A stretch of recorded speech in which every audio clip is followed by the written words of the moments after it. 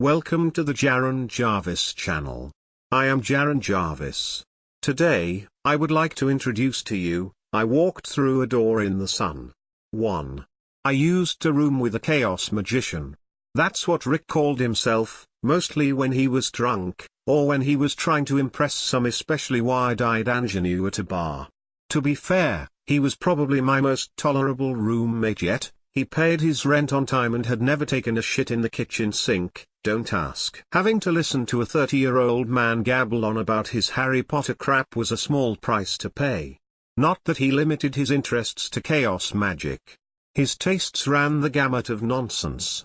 He believed that Earth was the nexus of an alien interdimensional Cold War, and that Jesus was a psychic hermaphrodite who descended to our plane from Hyperborea, a utopian land that existed on a higher dimensional frequency. He believed that a race of malign shadow lizards clothed in human skin suits had taken control of our government, which was maybe the only point of his that I halfway agreed on, and that they were dumping vast loads of estrogen into the environment to turn men gay.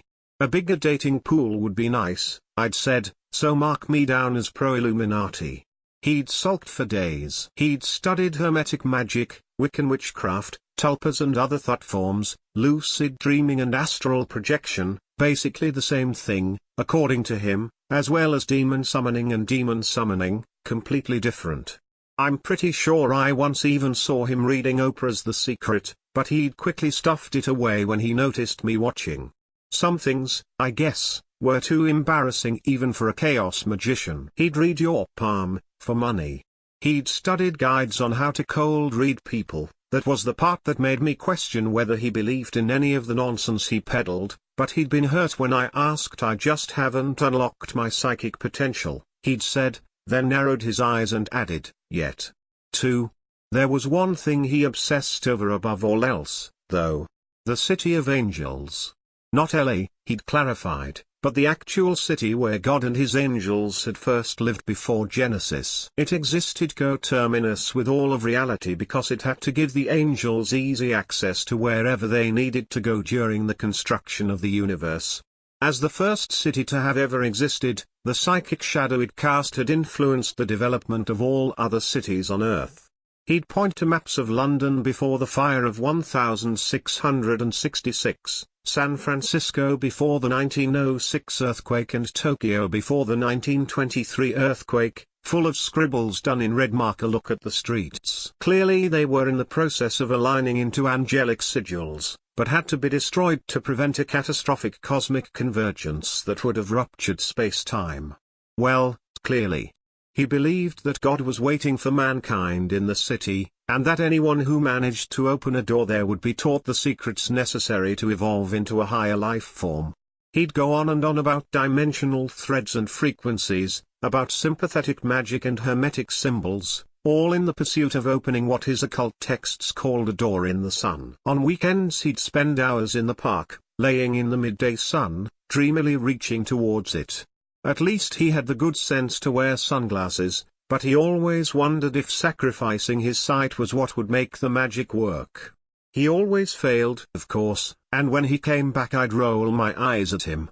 He was a dumbass, and I let him know it. He just grinned. The world needs skeptics, he'd say, and believers too. 3. Eventually I moved out. I'd been working as a sales clerk but had finally managed to land a job as a copywriter, and my very slightly increased wages meant I no longer had to live in a rat hole. So, adios, I'll keep in touch, Rick said, and I'd murmured some non-committal affirmative that meant no way in hell. But he kept messaging me and I realized that, like some kind of depraved lunatic, he'd actually meant it.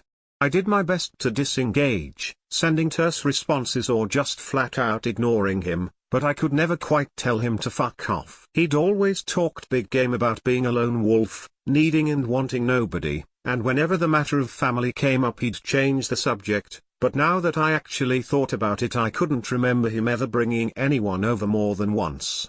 Coupled with the slight edge of desperation in his messages, I was gradually beginning to realize that I might have been the closest thing he had to regular human contact.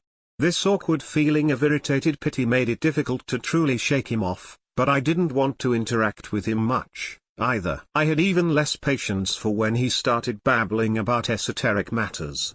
Magic wasn't real, I knew that. So I had no idea that he'd finally stumbled onto something real. 4. Hey dude. Remember how Crowley talked about crossing the conceptual abyss by erota comatose lucidity? NB, not orgasming gives you magic powers. He would have fit right in with no fap. I feel like I've hit onto something here. The essays from Las Reglas to Ruina kept talking about the primal power inherent in the seed, but I'd never connected it to supercharging angelic psychography. I've been mixing some special paints and I think I can feel some kind of change already. I've been using the living room wall to prepare a ritual space. Q, but how could you just ignore poor friendless Rick? I have an irrational dislike of people who talk about remodeling their apartment with cum paint. This was the closest I came to just blocking him, incidentally. I wish I had. Or I wish I'd said something, or even tried to stop him. He goes on like this for several more emails as he explains all the steps of his ritual. I'm gonna skip the details, I don't want anyone replicating his work. Besides, it's what happened after that matters. It worked. Oh my god, it worked. I spend the day meditating on the 7-point ascension and picturing the inner key in my mind and transposing it onto the doorway, and it worked. Holy shit, this is magic, like real proper magic. My hands are shaking. The light is there on the edges, the shining light like in my dreams. Dude, call me now. Rick hated talking over the phone. It was some kind of anxiety thing for him. In other circumstances I might not have ignored him, but it was fucking Monday, and I did not have the time or patience to discuss his cum sorcery. Dude, WTF please. I don't know what to do. The door is there and I just need to open it. Should I do it? Please pick up. I'm opening it. It's so empty. Why is it so empty? There is so much gray. The light is everywhere and it's all screaming. Everything keeps twisting inside. I can't go more than a few feet or I get lost. After this he stopped messaging me for about 5 days. I was too engrossed in work to care. Then I found a day he show me him scared. I had to give me summit hings. I had me give him me. Him show me I rode inside. Insiden me a road. Twisting. Help. When I finally had some free time to catch up, I decided to do my good deed of the day and reply to his messages with okay or maybe even with a generous haha nice. But that was his last message. It gave me pause. I didn't believe that Rick had opened some cross-dimensional portal, but there was a gnawing worry that he'd slipped into some kind of drug-induced psychosis or overdosed. An image formed in my head: Rick, collapsed somewhere in the apartment, eyes wide and empty, skin clammy and pale. I tried to push the thought away but it ate at me. I wondered how long it would take for someone to smell the rot. That was my breaking point. I sent him a message, then tried to call him. No response. Well, shit. At least it was the weekend, and it's not like my antisocial ass had made any other plans. 5. The door to the apartment was unlocked. I cracked it open and was hit by an immediate stench of decay. I considered just leaving, but that required a level of arseholery that I couldn't quite manage. Then I considered calling the authorities, but I knew a corpse would mean I'd be wanted for questioning, and that seemed like a huge hassle when I didn't even know if anything was wrong. So I went in. Fucking idiot. The stench, it turned out, came from the kitchen immediately to the left of the entrance. Someone had emptied the fridge and left the door wide open. Scattered packets of food, half-eaten and crawling with bugs, were scattered over the ground. Rick wasn't exactly fastidious about hygiene, but this was a level of mess even he wouldn't tolerate. So, he'd entertained a mystery guest with seriously picky taste and no table manners. Of course it was also possible that some hobo had broken in if the door was unlocked and nobody was home. I called out Rick's name. Nobody answered. I wasn't quite ready to bail, not yet, and let myself drift further in. It turns out Rick had been redecorating. The hallway was decorated with reams of red and yellow text, spiraling from the wall to the floor and back again in a strange rhythmic wave pattern. I trailed my fingers across the paint, dry, then remembered his earlier messages and snapped back my hand in disgust. I have no idea what the symbols meant. I'm not exactly a well-versed linguist, but it sure didn't look like any kind of alphabet I'd ever seen, Eastern or Western. Nothing about this was right. Rick, for all his bluster, was terminally lazy. On the few occasions I'd seen him perform any rituals, his work was always slapdash. I'd once seen him substitute an oak heartwood staff with a toilet brush. I couldn't imagine him slaving away for hours, meticulously painting. What? Psychography. The shining light in his dreams. Angelic symbols pulled from somewhere a conscious mind could not reach. I moved on. It was in the living room. The door in the sun. 6. He'd painted the sun on the largest wall. The text converged there, eventually blurring into a golden blob. The wall itself bordered our neighbor's apartment. It had never had a door. It did now. There was a shining outline, right in the middle of the sun. I'm still not sure how to describe the color, some kind of aching combination of purple and green and gray, all at the same time. I walked towards it, suddenly feeling like I was moving in slow motion, as if the air had congealed around me. He's cut the wall open, I told myself. He had some kind of psychotic fit and cut a path through into the next apartment, and the landlord freaked and kicked him out and, without even noticing I'd been reaching for it, the shining door, and when my fingertips brushed the yellow rectangle it somehow swung away. I did not, at the time, notice where it went. I was understandably distracted, but I had at this point failed to notice several crucial details. The first was that when the door swung away it didn't go left or right or up or down, but somehow retreated into some other spatial dimension along a path my eyes simply could not track. The second was that there was a large coil of rope tied to the sofa, the other end of which had been turned into a primitive harness. But I saw none of this. My eyes were fixed on the city of the angels. It was grey and it was empty. The landscape was dominated by massive cubic architecture that proceeded at straight angles, only to periodically shatter in all directions. The doorway opened up to a broad street that shot into the distance, but my eyes had trouble finding any kind of vanishing point, instead wandering into a kaleidoscopic chaos that dominated the distance. The patterns there seemed to squirm at the very edges of my vision, but never at the spot I was focusing on. Have you ever seen photos taken in outer space? The light and the shadows are almost knife-sharp because there's no air to scatter the light. Something similar was going on here, though the city was not a vacuum. I think it may have simply been a property of the light itself, to permit no haziness. I couldn't find a source and the search was making my eyes ache besides. Then I did something very, very stupid. I stepped through. It wasn't a conscious choice, really. At that moment I was little more than a child enchanted by the miracles I was seeing. I wonder if our ape forebears ever felt something similar when watching an erupting volcano or meteor shower? Their familiar world inverted and made strange by some phenomenon they could witness but never understand. Unable to do anything but gawk at this intrusion from something other. The air was colder than I expected, almost frosty, but otherwise carried no scent whatsoever. The city stretched out ahead, and around, and above, folding and unfolding like God's origami. I slowly spun around, grinning. I may even have laughed. As I stood the light, it did not grow brighter, exactly, but somehow more pressing, and I soon found myself blinking away tears. I squeezed my eyes shut, and paused. Even in the darkness I could still perceive the violet-green-grey light. And then I began to see the city again, as if it were oozing past my lids. My eyes snapped open, and my vision rippled, as if the entire city had shifted around me. Was I imagining things or did the street seem more confusing, the straight lines curving in ways my eyes could not follow? I'd had enough miracles for now, I decided, turning around towards the dark opening to the apartment. I took a step towards it, and it moved away from me. I froze, momentarily, then began walking, then running towards it. It did not come any closer.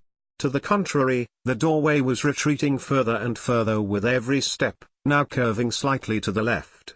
I stopped again, body numb and trembling. My eyes darted around the empty street. The air between me and the doorway seemed to shimmer and warp. I lifted my hand and experimentally reached towards the door. I was holding my arm straight, absolutely straight. But space twisted around it, curving it back until I could see my own palm. It didn't hurt at all. I took my other hand and reached toward the first. I couldn't connect. A choked bubble of laughter, tinged with hysteria, erupted from my throat. I tried to make my hands meet in front of me and failed again. They telescoped in random directions. I tried harder, and was soon twisting and turning and flailing madly.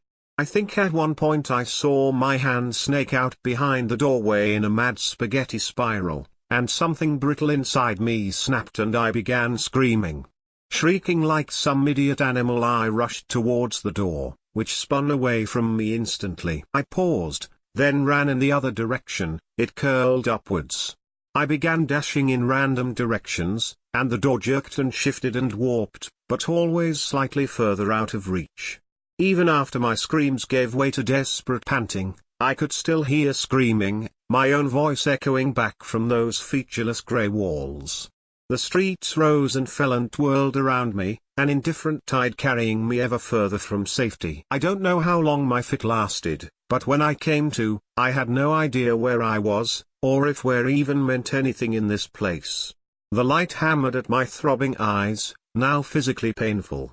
I tried to shield myself with my hands, but the light and the city it fell upon thrust themselves into my vision.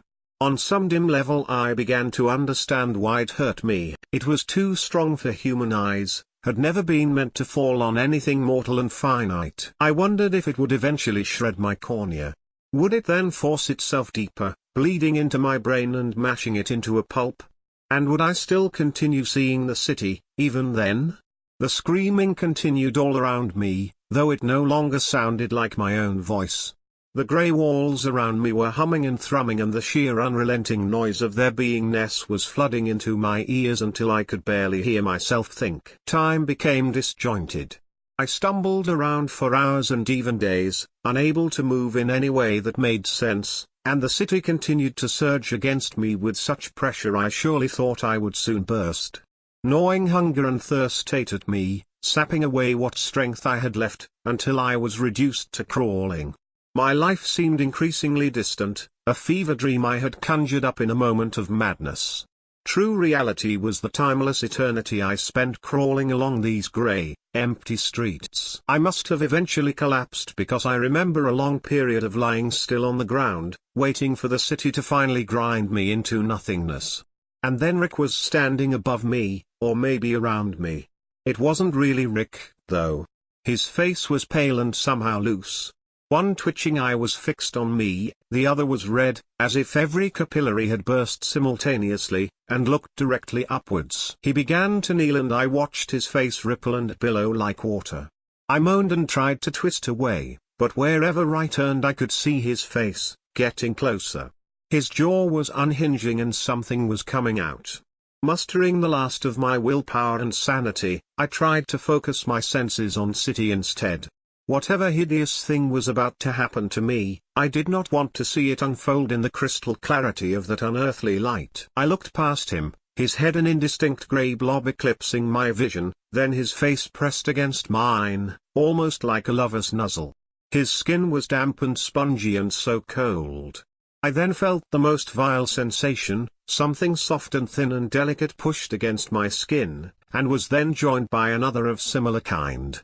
I don't know what it was, I never got a clear look, but I could imagine two insectile feelers, covered in thick and bristling hairs, waving through the air to make contact with my face. It mumbled something, but its mouth was so full and the screaming of the walls so loud that I couldn't hear. It repeated itself once more, to no more effect. And then, "Give me form. Give me flesh." Those soft, flaccid words pushed themselves into my skull, like a fungus breaking through concrete. A slow insistent pressure that felt almost physical, squeezing out my own thoughts. I still want to throw up when I think of that thing shitting its words into my head. I suppressed a snot-filled sob and trembled there, dumb and paralyzed. I felt those twin feelers move up my tear-stained cheek and delicately trace against the contours of my right eye. I will lead you out. Pay me. Give me.